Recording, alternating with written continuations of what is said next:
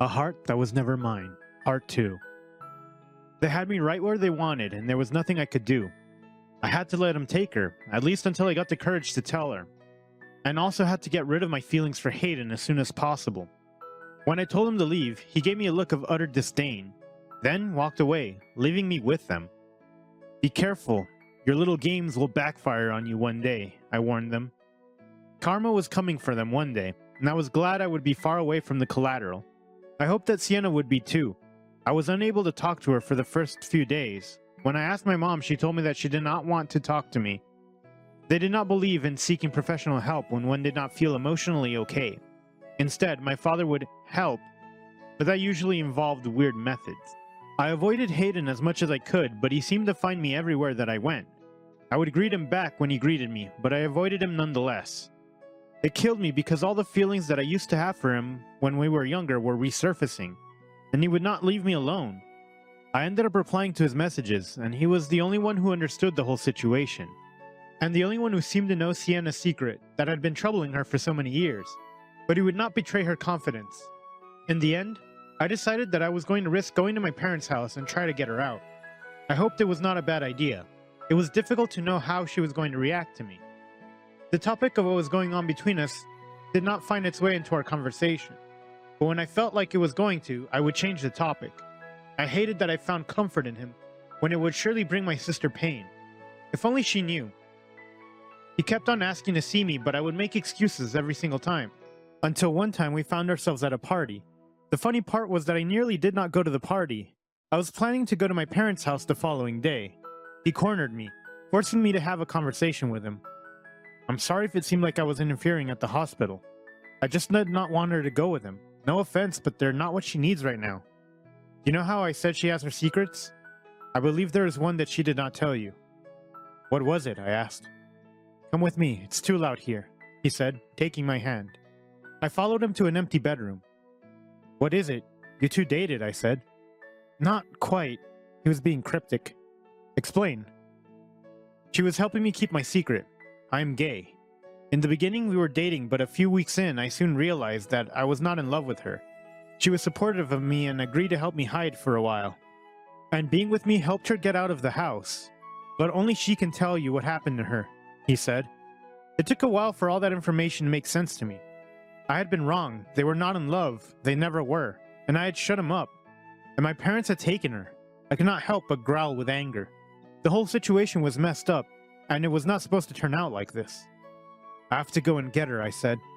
Not now, and especially not in this state. Rather go tomorrow, he suggested. When I was overwhelmed by emotions, I would grab whatever was nearest, and usually that would be my stress toy. I did not have it at that moment. My hand reached out for the dresser, and the next thing I knew, I felt something very painful. When I pulled my hand from the source of the pain, it was red. Gosh, what have you done? He exclaimed, reaching behind me for something. It was some plain paper, but it helped stop the flow. He scolded me the whole time that he was taking care of my cut, but he was so gentle as well. When the pain got too much, he gave me a reassuring look. We have to go now. You need to get some rest, he said, leading me out of the room. I did not protest. I knew better than to argue with him. And the party was kind of boring. I said goodbye to my friends and let him drive me home. He did not drink alcohol, ever, which was good because I was a bit tipsy. And I did not have a car, so I would have to wait for a taxi. When we got to my place, he insisted on tucking me in. I found him hilarious, of course, but I enjoyed it. Then I asked him to spend the night. I know you cannot resist me. His overconfidence was vexing sometimes, but I knew it was all an act. Maybe I don't want to be alone tonight, I confessed. You will never be alone when I'm here. He climbed into bed with me and held me so close that I could hear the steady beating of his heart. I could come with you tomorrow, he suddenly said, right as I was about to fall asleep. You would really do that for me? I asked. I would. I'm serious about you. I have been for months. He kissed me on the forehead. That would be nice. We fell asleep holding each other. It was way better than the one-night stands I had been engaging in months ago. Even if there was no intimacy, I was happy. And it helped to know that I was not betraying my sister by being with him. Tomorrow, she was coming home. Being back in town was strange. Nothing had changed. Both the buildings and the people were monoliths, resistant to change. I held his hand for support as we walked through the doors of my father's church. He was always there in the morning, and if I was right, she was also there. She was cleaning the pews when I entered, but she immediately ran to hug me as soon as she saw me. "You came! I didn't think you would," she screamed, as he also brought Hayden in for a hug. "You stopped replying. I had to make sure you were okay." "Yeah, about that, they took my phone. Please tell me you changed your mind about taking me in," she said. "I never said I would not take you in. Who was saying such a ridiculous thing?" I asked. "Me," my father said. "I came to take her. There is nothing that you can do," I said, standing in front of her. "You can take her. I'm tired of taking care of her. She has no money." He shook his hand. Now it made sense. Before her recent breakdown, my sister had a well-paying job, and she was making a lot of money. So they only wanted her money. "Good," I answered. Just as I was about to take her and leave before it all turned out to be a ruse, he spoke again. "I see you brought your lover. Wonder when you're going to tell her that you have been sneaking behind her back with her ex-boyfriend." Living for the drama was his pastime. She looked between us and I held my breath. I knew it. Something was going on between you two. "So he finally told her that our relationship was a lie?" she asked. "What?" my father started. "Let us go elsewhere so we can talk properly. I have a lot I've been keeping from you. Living here made me realize just how important it is to be transparent," she told me. So then we drove to a small cafe and the three of us were soon staring at each other. Well, I guess I must start explaining. When I was in school, I had depression, and being at home made it worse. Our parents didn't always want me out of the house. It was different for you because you were a boy. When I started dating them, they were okay with it because he was from a good family. "And what did you get?" I asked. "Freedom for a while. I got therapy from an outside source without their knowledge. But I guess I have a lot of explaining to do about why I lost it a few months ago," she began. "Yes, you suddenly withdrew. What happened?" I probed. "I found out that I was barren. I did not take it well. I was dating someone at the time and he left me." "What?" I could not believe that she had to go through all that alone. It was not fair at all. Her life had been so difficult, and I had no idea. I guess we did not share the difficult things. "Yes, I started thinking that there is not much I'm good for. I cannot even have a child." She looked so sad. Hayden took her hand, and I realized the look in his eyes. Care. I had no idea how I mistook it for love, but I supposed it was easy to assume like that. We talked for a while about what she had gone through and how therapy had helped her. Then we talked about our parents and their unconventional methods. "You know, a part of me still yearns for their love," she confessed. "Me too, but they destroy all they touch," I said sadly. We did not stay long in town. We finished eating and then headed back. I got her settled in and she was resting in my room, leaving me and Hayden to talk. "Thank you so much for what you did for me. It meant a lot," I hugged him, squeezing him. "Sienna is very important to the both of us, and she needs care," he said. "I'm sorry I did not give you a chance to tell me the truth. Every time you tried to, I stopped you, and I thought I was betraying her." "I understand, and I do not blame you," he smiled. Once things settle down, would you like to go out on a date with me?" I said. "Yes," he kissed me softly on the lips. I leaned in closer, intensifying the kiss between us. For the next couple of minutes, we were preoccupied with each other. When he left, I could not help but be sad. But at least I could text him. When my sister woke up, we had a lot to catch up on, so in typical nature, we made food, sat on the couch, and had a heart-to-heart. Then, at bedtime, I slept on the couch while she took my room. She moved out about a month later, as she felt ready to go back to work. She had spent all her money on trying to treat her condition, which was why my parents said she had no money. A few days after that, I had my first date with Hayden, at the beach on a sunny day. I felt like a young boy again, having ice cream, playing with sand, and having fun in the water. We were joking and laughing the whole day, while flirting quite a lot. I did not feel scared about opening up to him anymore. He had seen me at my most vulnerable, and he stood by me even though I had rejected him. There were not many people who would do that. When it was sunset, we watched it while lying on our beach towel. "So beautiful," I sighed.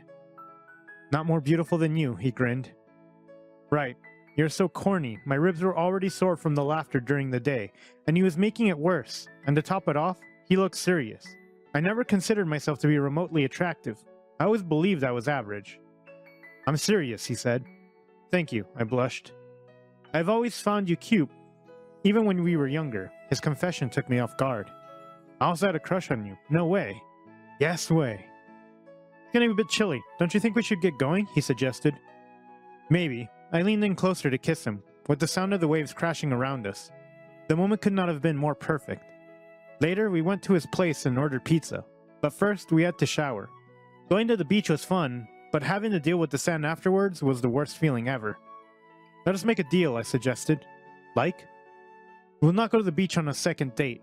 He nodded in agreement. We ended up deciding to take a shower together, which was a very thrilling yet nerve-wracking thing for me. He did not seem to be affected at all. I tried my best to keep my eyes on him throughout the shower, but my mind was going elsewhere. I could tell he noticed because of the way he smirked at me. But I survived the shower, without doing any of the things that were in my mind.